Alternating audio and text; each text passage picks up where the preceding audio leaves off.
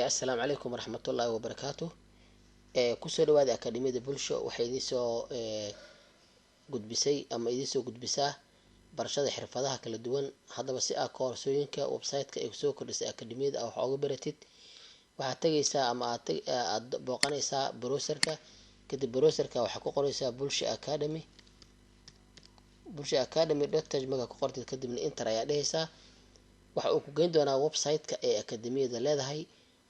haddaba markii website-ka uu sidan kugu soo baxo waxaad tagaysaa qaybtan ay ku qoran tahay courseska markaad tagtid hoos ayaa usoo jeedaysaa, kadibna koorsooyinka ku jira ayaa midtaa rabtid dooranaysaa.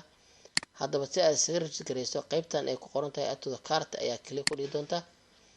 haddii aad cusub tahay qaybtan ay register ku qoran tahay ayaad ku dhufan doontaa. haddii aad horey u samaysatayna halkan ay emailkaaga iyo waxaa gelin doontaa passwordkaaga. hadda anaga tusaale ahaan haddii aad cusub tahay register ayaa dhihi doontaa.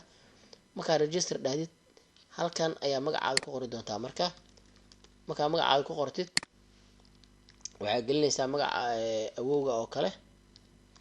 tusaale ahaan halkan waxaa gelinaysaa waxyaabaha usernameka aad isticmaalaysid. halkan waxaa gelinaysaa emailka aad rabtid inaad isticmaashid.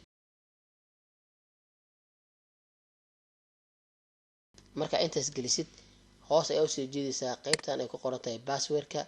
password adiga ku gooni ayaa gelinaysaa oo ugu yaraan 6 xaraf ah. kadibna mar labaad ayaa confirm dhehaysaa. okay, marka confirm dhahdid qaybta registerka ay ku qoran tahay ayaa register dhehaysaa.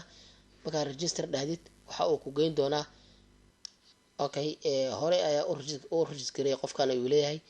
marka waxaan sameynaynaa waxaan leenahay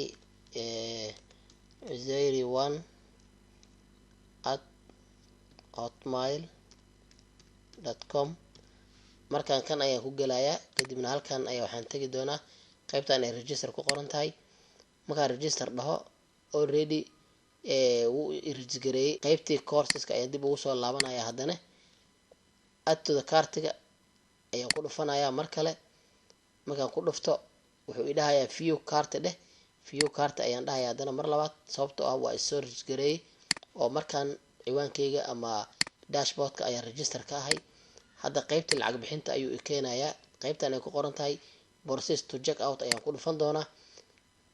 markaan process to check out ku dhufto waxa uu halkan uu keeni doonaa inaan mar labaad aan buuxiyo koorsada aan raba, maadaama aan gadanayo inaan halkan magaceyga aan geliyo.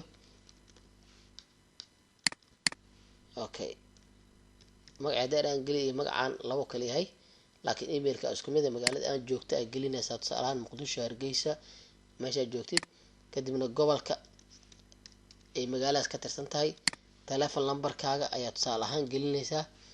kadib emailkii waa kana tusaale asa automatic toos soo qabsan doono.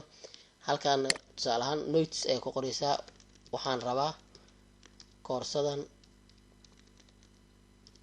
video editing aad tusaale ahaan ku qortay. markaa ku qortid halkan waxaa ku qoran dhammaan taleefanada aad lacagta kusoo diri kartid. hormuud ayaa ku qoran, samtel, salaam bangi, daabshiil, ibs, premier bank. dhammaan bangiyada ayaa ku qoran midka aad kusoo diraysid. markaad soo dirtid lacagta ayaa waxaa sameynaysaa marka place order ayaa dhehaysaa. dalabkaas inaad dalbatay ayaa cadeynaysaa lacagtan aad soo dirtay. tusaale ahaan marka aniga waxaa isoo gaari doonto fariintaada ayaa isoo gaari doonto thank you for your order has been received.